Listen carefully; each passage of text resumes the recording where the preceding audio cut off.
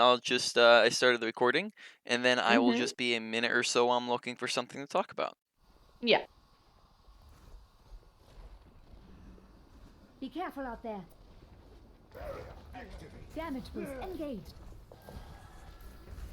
You must like me. You've got this. Healing All right, stream not too engaged. much happening as of the moment. Yeah, I was trying to go for the res there, but then I saw the Doomfist was there, so I got out of there. Mm-hmm. I'm taking care of you.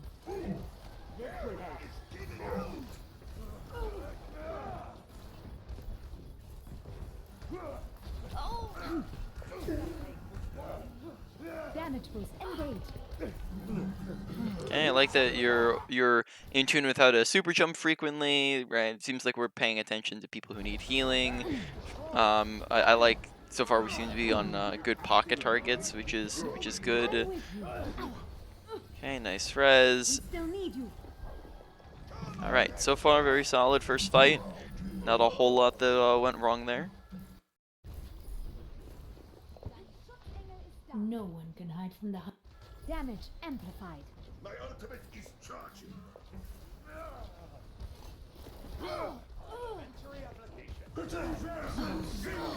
And this one I realized that that was a really bad dress from me. Mm. Possibly, if we had gone slightly earlier, it would have then we get it in there before they contest us. So we were a little bit delayed on going for the res. Like probably could have gone for it pretty much instantly there, right? And then Mm. they're even further away. They're not expecting it if you go for it super fast. But we kind of wait, and then we wait, and then we wait, and we finally go for it. And then at that point, Doomfist is already dropped down onto your Yeah. level. Also, additionally, note that we kind of bounce upwards on the res when maybe instead we can fall downwards and we can drag the res below the below the surface here, and then that can make it Mm. harder for Doomfist to punch us, to shoot at us, right? So that's another thing to keep in mind there as well. Um, yeah, Yeah, these. I think Mm, that was something that I was kind of trying to do.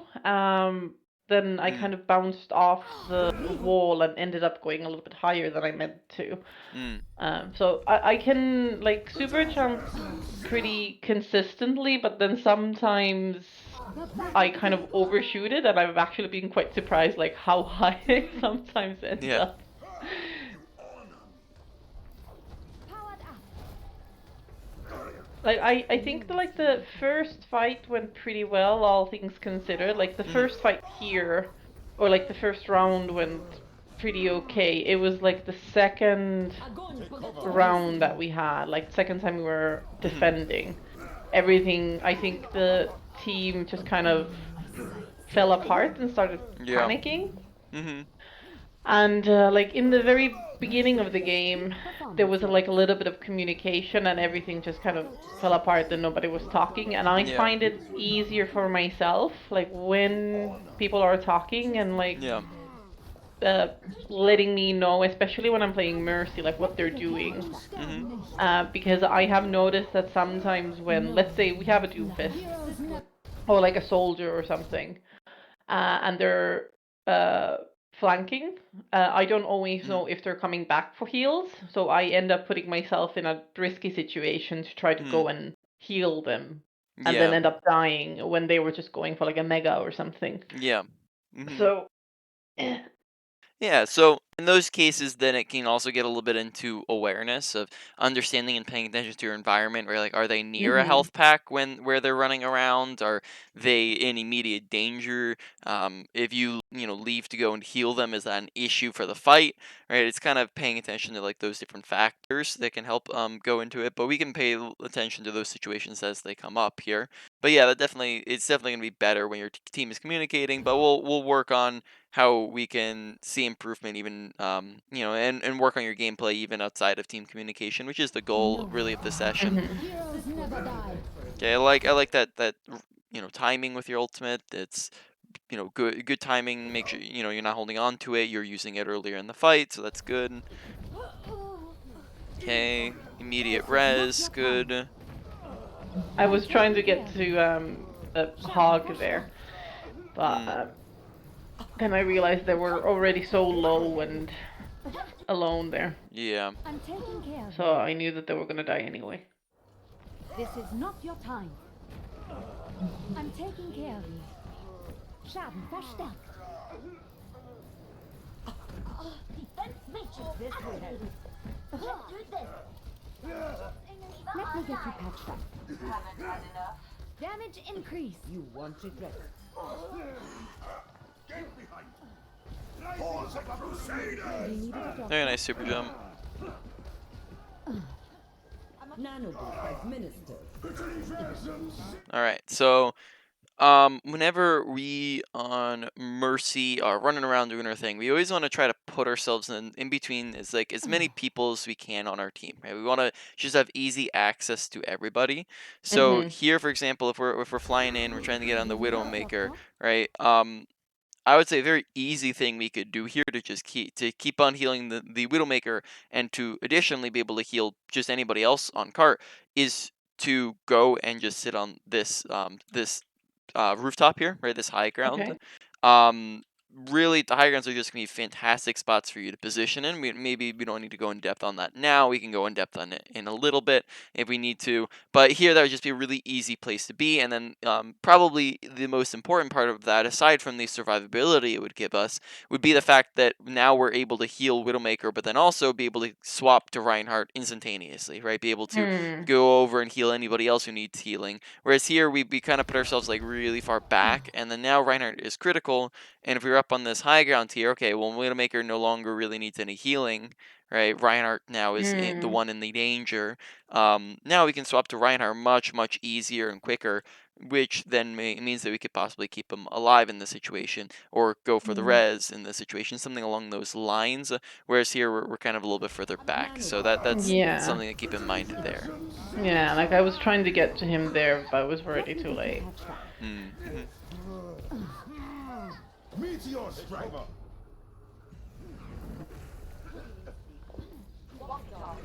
Where does it hurt? Okay, I think in a couple of these situations, something that we need to keep our eye on is teammate danger levels. So that seems to be causing a couple teammate deaths that we're not really being aware of. So noting that there's a difference between being in danger and being low, right? There's kind of a difference between the two. I can be 1 HP and sitting around the corner back here and be perfectly safe and not in danger, and I can be full HP and standing in the middle of their team and they very much be in danger.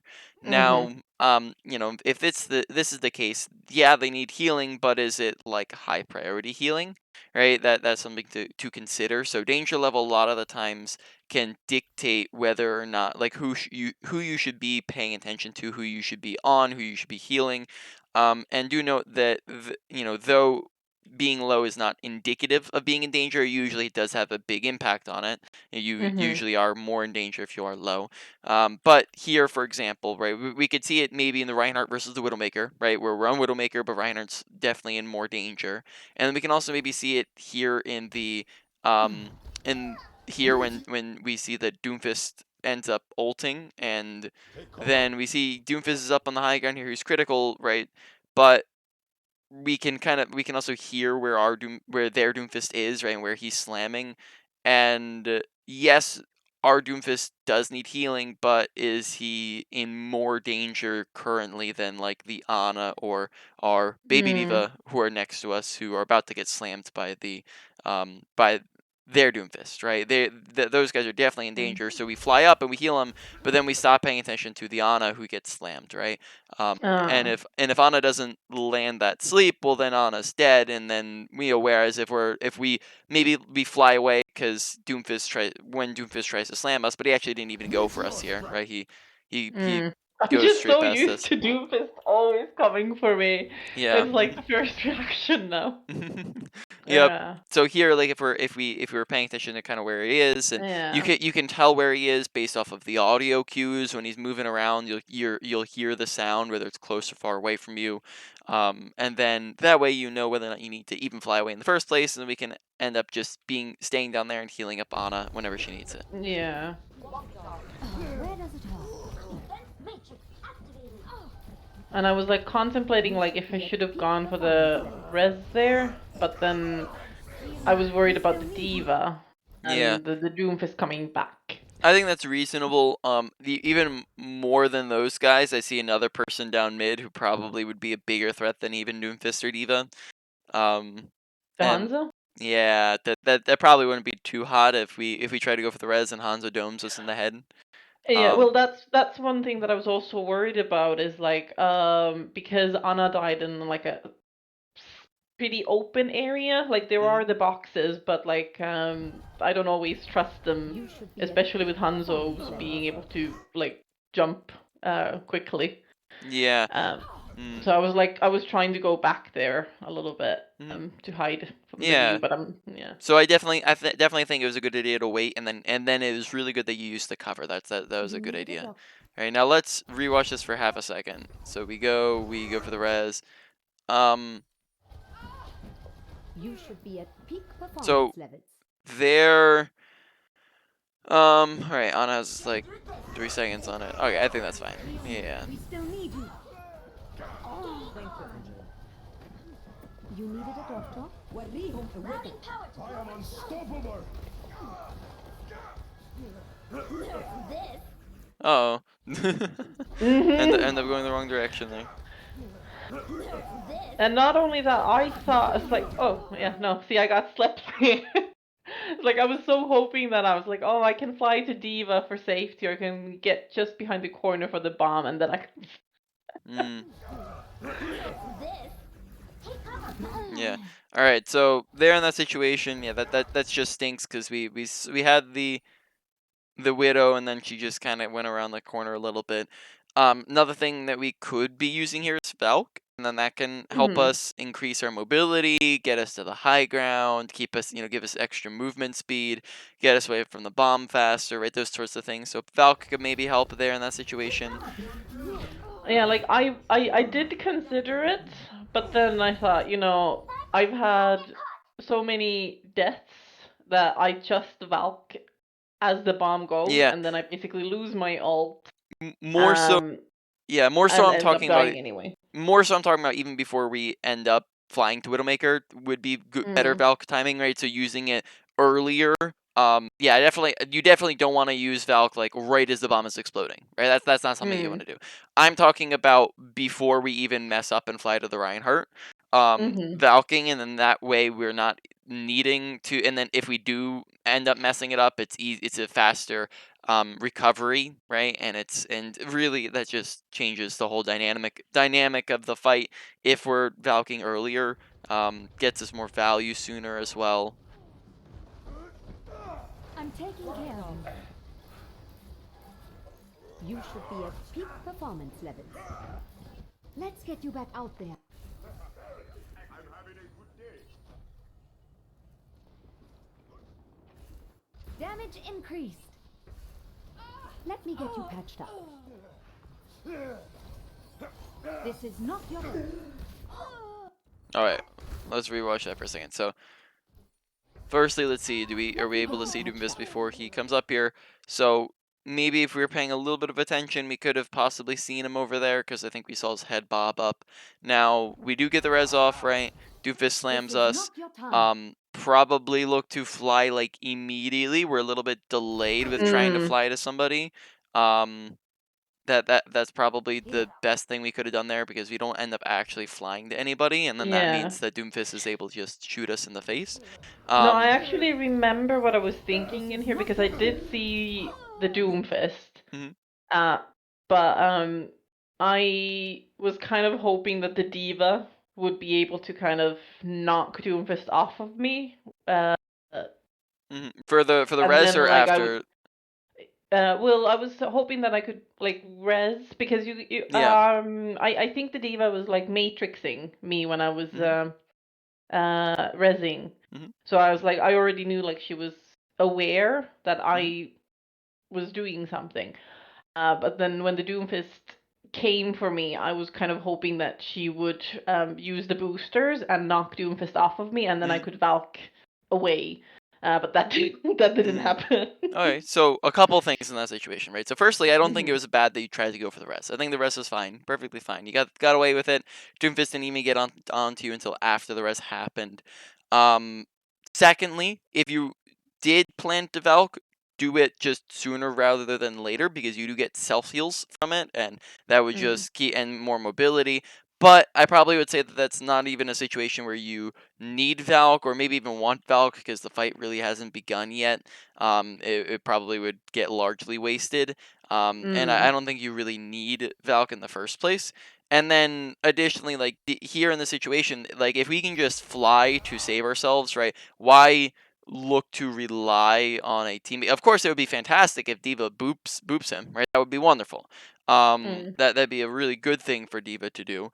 But if Diva doesn't do that, then or like even if Diva did do that, right? Isn't it just better to not take the chance to just fly when it's it's an ability that comes off of your cooldown in 2 seconds anyways, and it's really just an easy way to get away from the Doomfist in this situation if you're just flying. So that's a way not to waste your ultimate, to not have to rely on your Diva, because Diva's not always going to do it. She doesn't do it here, right? She doesn't save you here. And then we don't want to have to rely on our Diva to save us, This because is then, not your time. our Diva's there's gonna be those situations where Diva doesn't save us, right? Yeah. So here in the situation, just flying would be to anybody and at any time would have just been an easy way to keep yourself alive and then end up being able to participate in the fight. A clean. Yeah. Hey there. Incoming. Heroes Like I was never die. trying to figure out here, like, should I contest or not? And I think what ended up happening is I was just about to get to the payload to try to contest it because the Doomfist was too far from it, and I just missed it.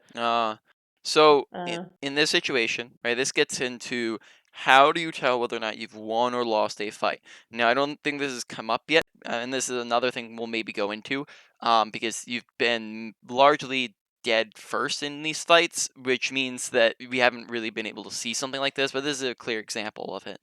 So, when it comes to how do you tell whether or not you've won or lost a fight, this mainly comes down to watching kill feed, as kill feed tells you when you're up or down people just anywhere on the map, anytime during the game.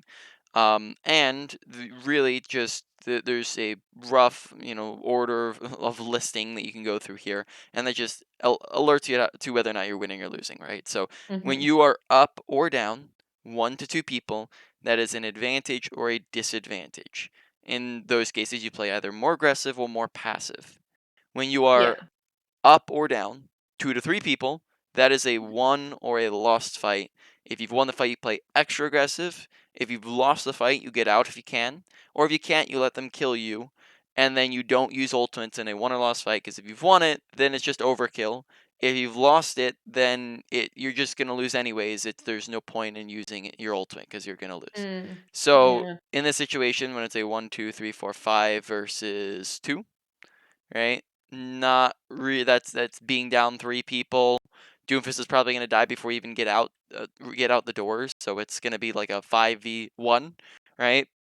So in this case, probably I would give you like 90% 95% chance that you're gonna lose this fight and then just end up wasting the ultimate. Yeah. Um, mhm.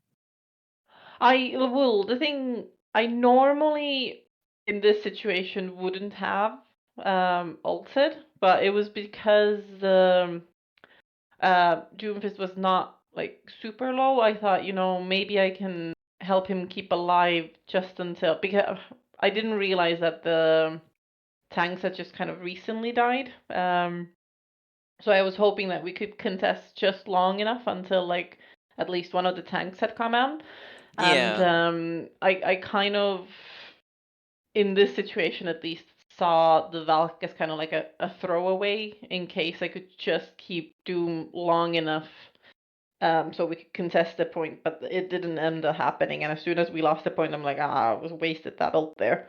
Yeah, so this becomes slightly different if you have like your entire team like right here, right? Yeah, That's a different scenario, right? Because then you can yeah. stall it out and your team can get back. But that's another extra thing to be aware of, is the fact that our team did die, and you can tell, and you can know that based off of the fact that we died first. You can, while you're dead, you can watch kill cams. You can, as you're walking back, or like while you're dead, you can also press tab. You can see when did they die in kill feed. You can see as you're walking back, you can see all the death timers on these bodies. right? There's just so many sources of information where you can see that these guys are dead and they're not coming back within the next 3 seconds or 5 seconds. Mm. So therefore, using your ultimate does just kind of throw it away. And it, even though Mercy Valk is one of the faster charging ultimates, it's still not something you want to throw away when you can help it, right? It's not something that Mm. you want to just get rid of for no reason. So here I'd say just you do have a very, very low chance of winning the fight, and then therefore you probably want to save it. Incoming! Heroes never die. Yeah, and then we do end up actually forgetting about the Yeah. cart. Yeah, so I was like, that was the point where I was trying to get to it, and then I'm like, oh shit, I actually ended up flying away from it even more, and I couldn't contest. So I was a little bit sad. Let's get you back out Nanoboost there. administered. And good beam swapping between people who needed it the most. So here we very much are paying attention to health bars and danger levels of people, but it seems as though maybe we're not noticing that when those danger levels are not like directly in front of our faces, right? So make sure you're like looking and turning, looking left, looking right, doing 360, checking our surroundings, being aware of where our Mm. team's at. So here we definitely do pay attention to it because we see, this is who Monkey's on.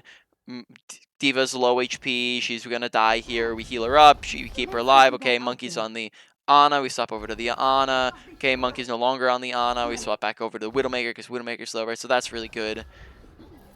Damage amplified.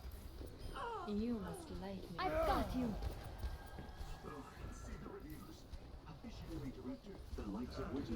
Let's get you back out there. I think I was really like with this team, I was struggling a little bit with our Doomfist because I felt like he was dying quite a lot, and he kept dying in um, locations where it was dangerous for me to go and res him. So I tried mostly to focus on blue beaming our Widow. Out there. But then our Reinhardt as well, he sometimes went into like I remember calling out to him multiple times that he was by himself. Like in this scenario as well, he's always like behind walls where I can't fly to him. So like in this match, I felt like the team was quite spread apart, and I know like when you have a Widow and Doomfist, that tends to happen anyway because Widow tends to be more in the backline and Doomfist does Doomfist things. Yep. So yeah, that Um, definitely does become an extra obstacle. Not fun yeah. whatsoever.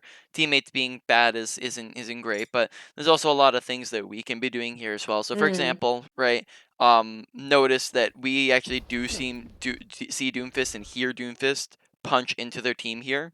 Right, so here we see him punch and we hear him punch into their team. He's getting aggressive, but we're kind of tunnel visioning in on our Reinhardt, who possibly isn't in as much danger, right? If Doomfist is immediately punching into combat versus Reinhardt, who's slowly backing up with a big old shield, right? And that sort of idea, then Doomfist might take a higher priority to be looking at, kind of looking at those danger levels again. So in which case you do see here in a moment, okay, well Reinhardt does not need us and Doomfist does need us, right? So watching those differences and who needs us, being aware of our surroundings, paying attention. We're going to go into two different topics now. So firstly, let's discuss, because we see awareness coming up a little bit. Let's discuss application, because awareness might seem like a little bit of a vague concept, right? Like I get it. I'm supposed to look and pay attention and look around and listen, but how does that actually work out? That seems like a hard thing to put into practice. Um, Yeah. yeah, but you work on your awareness the exact same way that you work on anything else that you're trying to get better at, and that is that while you are playing, you're going to make sure that you're actively focusing on the thing you're trying to work on. So, in this case, that'd be awareness. That means that you're not going to autopilot. You're not going to just play, and contrary to popular belief, you're not going to purely play to win, right? Because then that just ends up leading to stagnation, whereas improvement leads to more wins. Now, Yeah. what that actually looks like within your gameplay is you're going to be thinking to yourself, awareness, awareness, awareness, awareness, awareness, awareness, awareness, awareness, awareness, kill feed, kill feed, kill feed, kill feed, kill feed, kill feed, kill feed, right? giving yourself a constant stream of reminders to look at your surroundings and to listen and to keep your eyes open and pay attention to all these various things, right? And Mhm. that's really all that awareness is it's just paying attention. And when you remind yourself to pay attention, you pay attention. Mhm. So therefore, your awareness will be better. And then when you do that for a long enough period of time, it'll form it as a positive habit. Once it forms as a positive habit, then you no longer need to put as much attention and effort into it. It will just kind of come naturally then. And then you can look to work on something else. Mhm. Now I would recommend don't try to do everything all at once. That'll get Yeah. Yeah. overwhelming. Yeah. Yeah. Yeah. Try to do one category or 1 to 3 smaller things within a category. Mhm. Right? That all makes sense? Any questions in Yeah. it? Yeah. No, that does. That does. Um. Mm, t- I will. I think in these games I've only played Mercy. I think I actually played Moira just for like a little short while right mm, at the end. Um, but like I know positioning wise, I feel like Mercy is the one character that I'm pretty confident. Like with her, it's easy to use the corners because like the beam goes through walls a little bit as well. But like mhm, with other supports, I don't feel as confident. mm, So maybe that's something that in the future sessions we could also sure. go over. 100%. We can go over, whichever characters you want to review. Uh, And then that's definitely a topic we can cover. yes. All right. So one more thing here, Mhm. survivability. So when it comes to you dying, I Mhm. would say that you do not die all the time, which is really good. You're not dying super frequently, right? You're like 6 minutes into the game, and I think we've died 3 times. So that is not a really, oh, I guess, yeah, 3 times, something like that, right? Um, so our death rate is not super bad. I get into, I'll do coaching sessions with people who die within the 6 minutes. They'll have died 6, 7 times, right? Oh, okay. That's where we had to have a discussion on like, okay, that's not good for you. Now, you don't have that problem, but you do still have a survivability problem in the idea and concept that when we do die, we're Mhm. dying first in the fights. And dying first is much worse than dying last, right? When you're dying one, Mm. two, three first versus like 4, 5, 6 last, then in a lot of cases, as we discussed before with the kill feed management, right? In a Yeah. lot of cases, when you're dying first, that's you having a direct impact on the fight, right? When you're dying first or second or third, that means that you are having a negative impact on your team. You're putting your team either at a disadvantage or even losing the fight for your team, right? That's your impact on losing that fight. Whereas if you're Mm. dying like fourth, fifth, or sixth, yeah, that can be bad. But then in some cases, that can even be a good thing because that's usually more so when the fight's been lost at that point, when you're dying that Mm. late. Not always, right? Like it could be, a 2v2 at the end, right? Or something along those lines, in which case it's still just as important. But, there's going to be a decent amount of cases where if you're dying sixth, that means that you've already lost the fight, right? Yeah. So when we are dying, we're dying first, and that's not really great because then we're just not able to participate at all, right? That's an entire fight that we've just given up where we're just Yeah. not able to do anything during. And therefore that's a big lack of value. Now, things that cause deaths, right? There's 4 main things that cause deaths. There is poor positioning, a Mhm. lack of awareness, a Mhm. misuse of abilities, and over aggression. So those are the kind of the 4 main things. So for example, we saw when you accidentally got into the diva bomb, that was maybe a misuse of abilities, a little bit more of an accident, and so therefore that would be slightly like, not every death is going to have something that was super easily fixable. I'd probably say about 80% of your deaths, there's going to be something you can do about your death. Yeah. 20%, not a whole lot you could have done, right? It's kind of, you're going to die no matter what. That number will go higher the higher, skill level you go. So, like at a Grandmaster game, you might end up being like 50%, only about 50% you can do something about because people just get really good at making you die. Um, Mm. so, but at this current rank, most of the, this current skill level, sorry, most of your deaths are gonna have something you can fix. So Yeah. in that one where we discussed like Valk usage and we ended up accidentally messing up our ability. The death, that on the first point, right? That was a death where possibly could have once again maybe slightly misuse of abilities. We could also have gone for it slightly faster. Right, there's those other things we could have added in there. The one against the Doomfist, once again, could have used our ability. So maybe we're seeing like a little bit of out of the three, maybe seeing a repeat of ability usage causing deaths. Mhm. Noting that sometimes it can be a combination of a couple of them that are impacting it, but maybe we're noticing out of the three that we've seen so far that ability usage it seems to be having an impact on it. Mhm. So that just whole concept makes sense. That just want to make sure you're staying alive, especially if it's at the start of fights. Yeah. Yeah. Hot cocoa. Fine. I'll have some. Personne Damage n'échappe boost à mon engaged. regard. Help me. I'm taking care of you. Meteor strike. Okay, good juking. Let's get you back out there. Okay, good awareness of your Ana there. Helden sterben nicht. Possibly could be Valking some point here if we need it. Never dies. Yeah, there you go. Yeah, I wanted to go and res there, but it was too dangerous, I think. Okay, so in this situation, what makes that too dangerous? The fact that there's a monkey there. Yeah, I thought it was because of the monkey, and because the Mercy was there as well. So like she would probably have boosted the monkey with damage, Hmm. um, to kill me faster. And because my team was back, I didn't think that they would Hmm. have time to come and save me. Okay, so If that was the case. when you have Valk, you can go for a lot riskier of rises. Now, I'm not saying that Mm, of course there are situations where it's just like no, don't do that. Right, like don't yeah. swing into 6 people to try to go for a res in the middle of all of them. That's not going to work out too well Oh, for it's you. like Um, I'm known with my friend group that I go for risky messes, yeah, but that I felt like was a little bit too risky, yeah. maybe. I would probably argue that that with Valk you probably would have been able to get away with it.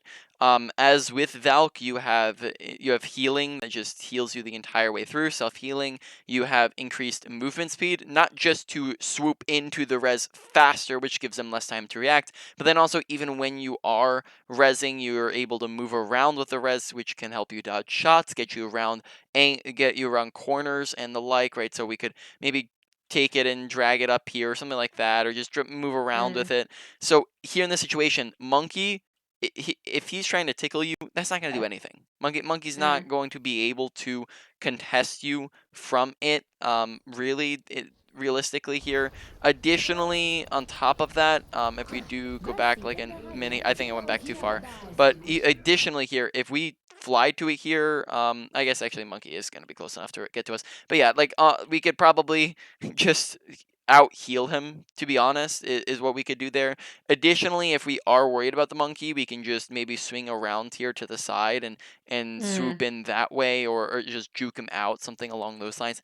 I honestly would say that monkey is not going to do enough damage to even outdo your healing. Like if monkey, if you sit here, right, and just let monkey damage you just for free, you would mm. probably survive like 10 seconds off of your self healing, right? It's not enough to be able to damage you. Mercy's not looking at it either. Now you do become, it's the fact that it would become a lot more dangerous if like these guys were paying attention to you, but they weren't Yeah. really paying attention to you at all. But I mean, Widow was right there, so she could have headshotted me pretty Mm. easily if I had gone from here to res. If No? you had gone from middle, Yeah. now can she? No, no, she can't. She's up there. Yeah, No, she could have maybe. Is she paying attention to your res? No. Okay. So when you're thinking about can I go for res, right? There's so many different factors that play into it, right? That you're thinking about whether or not you can do it or not, right? But And then also, if I had gone for the res, our Anna would probably have died sure, because let's yeah, let's because look back at that. yeah. Heroes never die. Mhm. Die, Okay. So Anna safe, right? Now maybe res, right? Like afterwards, so you can save Anna. We could have maybe maybe possibly gone for it before Anna was in danger. After we see that Anna's not in danger, then we could maybe have gone for it.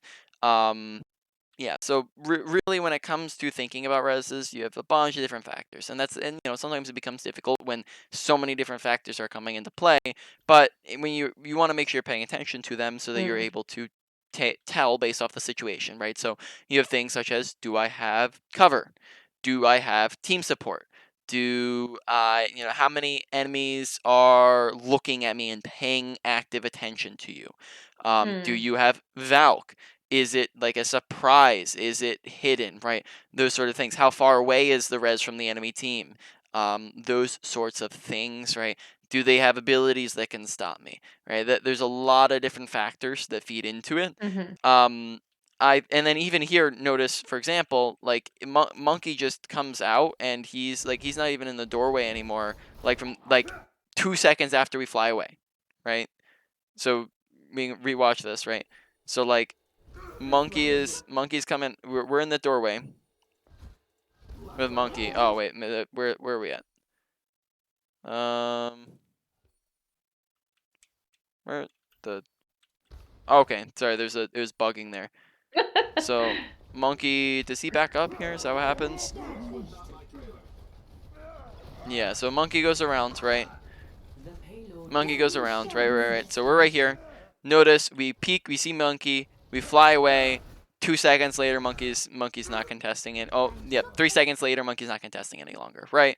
So we heal up Anna, come through, swoop in through here, and then free reds on Doomfist, right? That sort of idea. Note that even if somebody is even if somebody is contesting you, right? Even if you have their whole team looking at you when the first second when you're going for the rest, you still have the other 10 seconds, right? They might in that time they might move away from the body. They might not paying attention. So you have to watch the res the whole way through. And this is kind of a concept of what I call eyeballing the body, paying attention. Once you see somebody's dying, is paying attention to the scenario and going, okay, am I able to go for it? Am I not able to go for it? And there will be situations where you can't.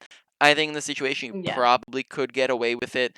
Like I'd give you 80% odds that you could do it. Now there's still a chance that the monkey turns around, or I guess at this point no monkey can, but there's a chance that all three of these people turn around and look at you and react fast enough to kill you. That's possible. But I'd say you have good chances that you could get away with it in this situation. If we're Yeah. just conducting it right. Now we actually we do go over the res, so we identify it, and then do we get it? We do get it. Oh yay! Yay! All right, so we had the whole discussion, and then you did do it anyways. Let's get you out there. No one can hide from the hunters. Activating self-destruct sequence. 60 seconds remaining. Damage increased. You needed a doctor? I'm here. I was really frustrated with myself in there because I basically jumped into the monkey booping at me, but then he didn't pay any attention to me. So I'm like, oh, okay. Healing stream engaged. You should be. All right. Very nearly tied there. So let's reanalyze that because that is a potential death. Maybe if the Doomfist or the Woodmaker are just a little bit better, just maybe they play comp and they're 100 SR, 200 SR higher, could possibly be dead there, and then that's just a mistake that didn't end up getting punished. So we're rewatching this, right? So what maybe seems to be an issue in that situation? What do you mean? Yeah. So what nearly causes us to die? The Doomfist? Well, okay. So yes, the Doomfist got on top of you, but what within your gameplay almost caused you to die? The fact that I was out in the open like that. Yeah, so very out in the open.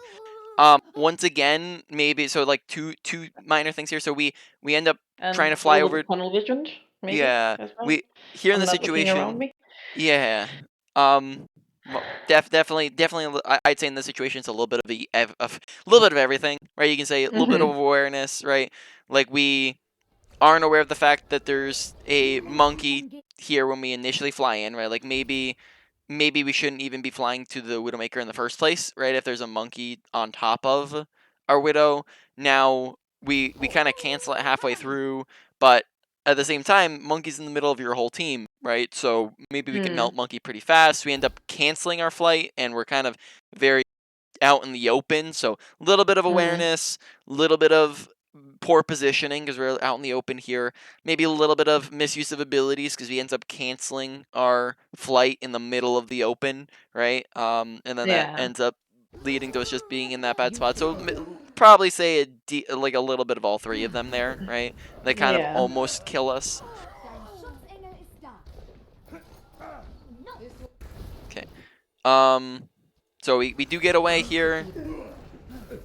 Okay. Okay, he just gets punched. Yeah, I wanted to go for the res here, but then because the diva was so low constantly, I thought, okay, I need to try to keep her alive.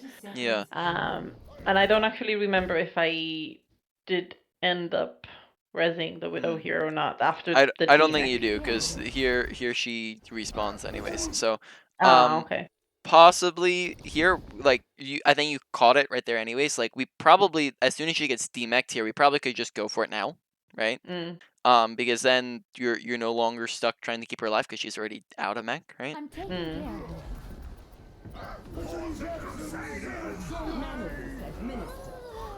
All right.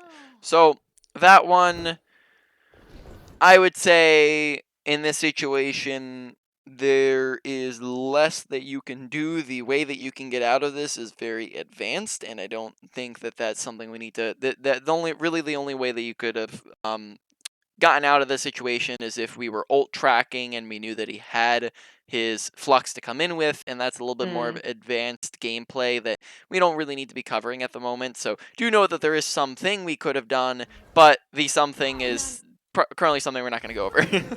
Yeah. And I think this is kind of where I start losing my cool and just making stupid mistakes. So Like I get punched there. so what was the stupid mistake there? I could have just used more covers there and not like dance in the middle of the enemy team. Yeah. So yeah, That like I could have easily been behind the pillar there or behind the box or like not just yeah. wave my wand in front of the enemy tanks. Yeah, 100%. Like, Yeah. flying over to the Moira, who's right behind Sigma, right? Yeah. Yeah. Getting out of danger that way. Yeah, as a support or even some like as a DPS sometimes, right?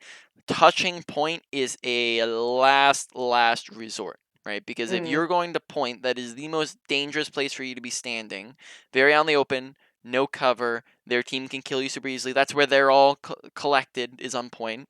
So when you're on point, it's the most dangerous place for you to be standing. So if you die, then you die, sorry, let's say if you live, right? So you stay alive and you live, then you're able to pocket your tanks, and they live longer. And then after they die, and after everyone dies, then you can go and touch, and then you Yeah. get the Yeah. maximum stall time. But if we go in and die, well then we die, and then our tanks die immediately because they don't have healing, right? Yeah. So it just Yeah. causes the whole structure to go out the window. So Yeah. touching is a very last resort if nobody else is capable, right? Like Yeah. if you're the only person or Moira is the only person who can touch, then that's when you touch, right? So Yeah. here, I think in here I was actually trying to go behind the box initially and then I overshot or like I didn't do the jump correctly.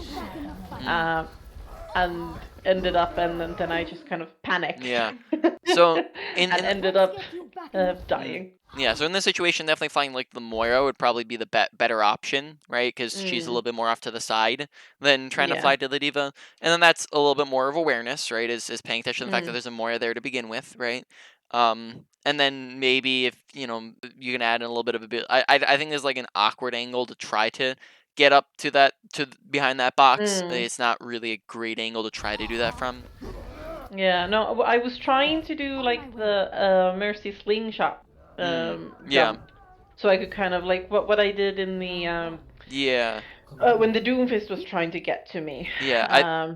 Yeah, I was trying to do that, but then I ended up on the ground instead of higher. Yeah. The problem with that is that if you're trying to do the slingshot, like you're pressing spacebar and going past them, that's not going to get you extra height, and we're flying at a downwards angle, right? Yeah. So we're flying downwards, but then the slingshot doesn't launch you upwards. So that's where we kind of come into that issue. We could have maybe tried to do like a super jump or like a partial super jump, like maybe a diagonal super jump, and then that could have done it. That's an option there, but definitely flying to the Moira would have been 10 times better, because then we're not even putting ourselves in the dangerous situation where we have to mechanically, do a wonder, right? That just would probably work out a little bit better.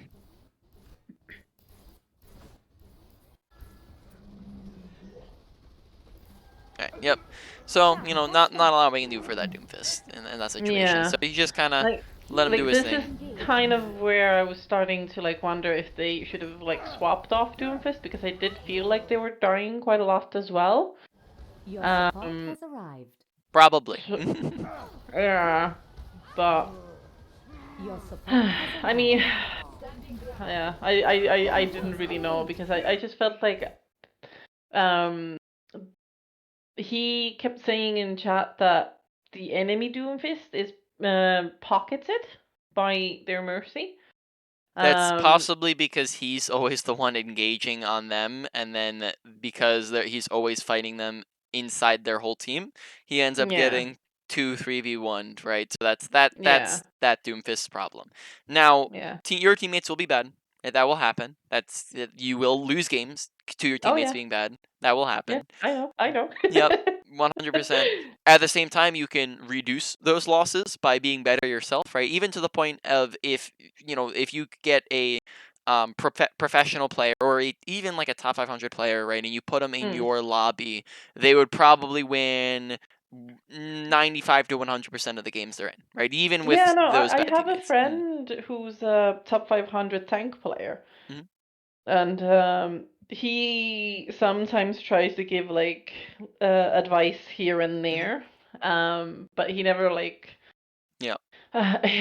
He basically like just blue beam, ignore everyone else, just blue beam. just like well that's good enough, I guess. Yep, it's really just take your focus off of them, put it on yourself, because you're always gonna have those bad teammates, and really you can't. It's not a whole lot that you can do to coach them into being a better player, all within the course of the 10 minutes that you know them.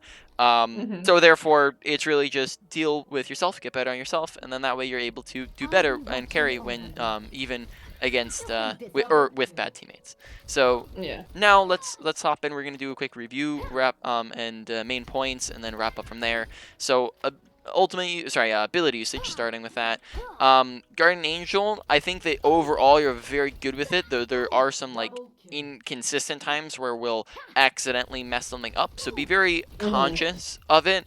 You generally are very, very good with your flight usage, your Guardian Angel usage, but then there's like those odd moments that end up getting us killed because we mess something up.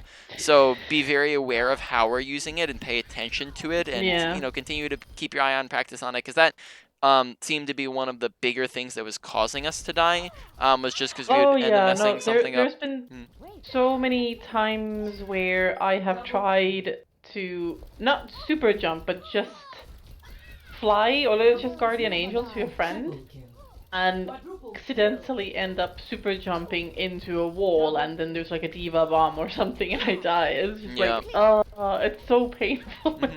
So in that case, it's a lot of consistency, right? Because you do Uh-huh. have the skills. It's just making sure those skills are constantly in play, right, and being consistent, which is just something to work on. Ultimate use. Sorry, I keep saying ultimate usage, but it's your res. When it comes to res, just eyeball those bodies, pay attention to the scenario, right? Can I do it? Can I not do it? Overall, I think that mostly reses were good. Just once again, maybe some spots where like we could have maybe saw it. And then I think even that one spot that we did spend that 5 minutes talking about it, we ended up doing it anyways.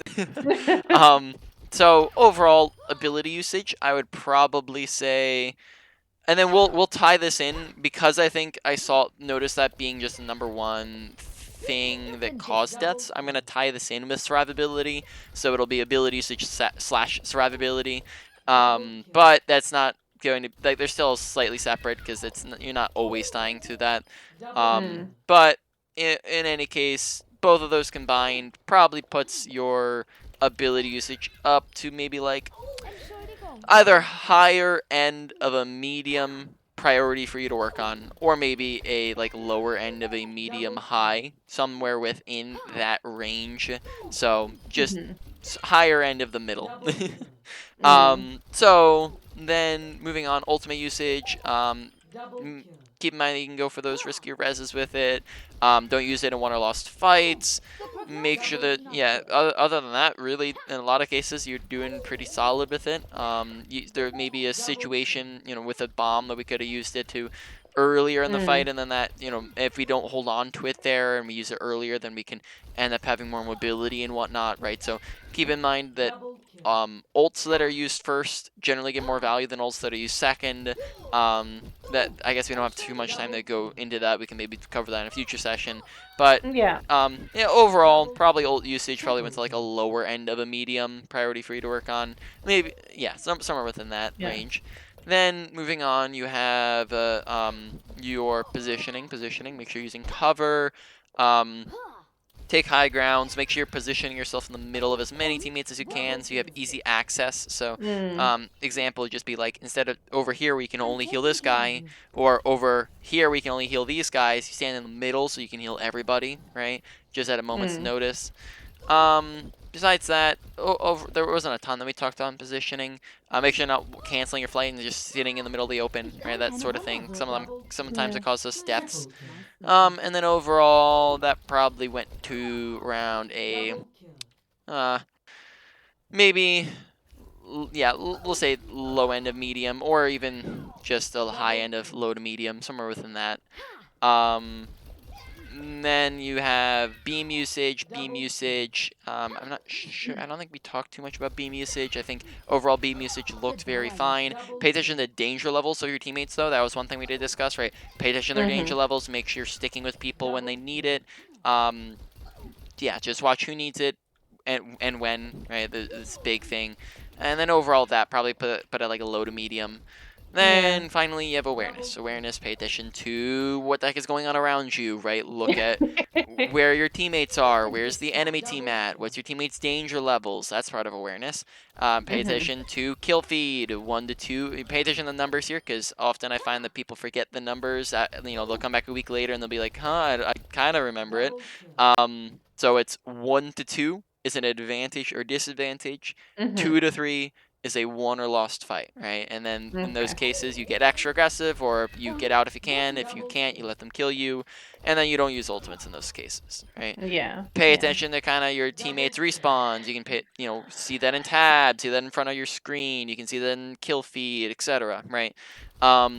Make sure you're just not tunnel visioning what's ahead of you. Look around, do a 360, right? Pay attention to your surroundings, and then overall, awareness did end up affecting a lot of our gameplay. That probably went to a probably I would say that awareness went to, let's say, low end of a medium high. So to put that all in order, awareness probably came at number 1, very, very closely followed by your ability usage slash survivability. And then number 3 probably went to your ultimate usage, and then your positioning, and then your beam usage kind of coming in at the end there. With still some stuff to work on, but it's also kind of covered in awareness as well. So, any questions? No, that makes sense. That does make sense. I'll try to implement them more. I did want to ask you, I forgot in the beginning. So, what rank are you then? So currently, I do not play the game competitively. So I did play this game very much so in the past. I have like 4,000 hours in the game because I was trying to go to Overwatch League back in the day.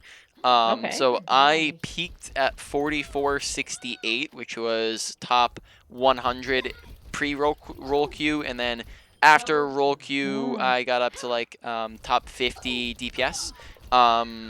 So Oh gosh. the Yeah, I'm looking at your like tracing. It's just like, how do you aim?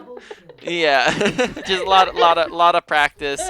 Right now I'm playing a lot of Valorant, so I'm not playing competitive any longer. If I got back into the game and played like a little bit regularly, like I've done that a couple times, like since quitting playing competitively. I've played some comp. So competitively meaning like super tryhard, right? So I've played some comp. I've gotten up to like 4,200 a couple times. I got like 4299 like a couple months like maybe like 5 months back or 4 months back, something like that. So I've gotten a little bit of my former glory, not all of it though, but I have kept up coaching very consistently since then. So yeah, Okay. that's pretty much it. All right. So you know what you're talking about. Yeah. 100%. Yeah, I will. Auf einer Yeah, Skala I will try von to keep 1 bis those in 10, mind wie fest and sind die try to work on them. And Yep. I, it's like I think I mentioned with like the characters that I want Heroes to never die. get better at is like Anna is one thing. With her though, her and Baptiste, I feel like I struggle because of the like aim anxiety. Is there anything that you can advise with that, or is that just something that needs to come with practice? Well, I definitely would say that anxiety will dissipate with practice, but also with preparation, right? So I would say that when it comes to anxiety, right, it's kind of the opposite of confidence, right? It's kind of the lack of confidence in your gameplay. When you become confident in your gameplay or your knowledge or your ability to implement, then you'll probably see a lot less anxiety because you're more sure that you're actually going to be able to aim and actually hit your shots, right? So definitely practicing will definitely help a lot, but then also having the head knowledge as well as just the being able to prepare and be ready for it. So that's definitely stuff that we can all cover, in a future session when we maybe go over on Yeah. or something like that. Okay. All right, so that's pretty much it then. Yes. As a fun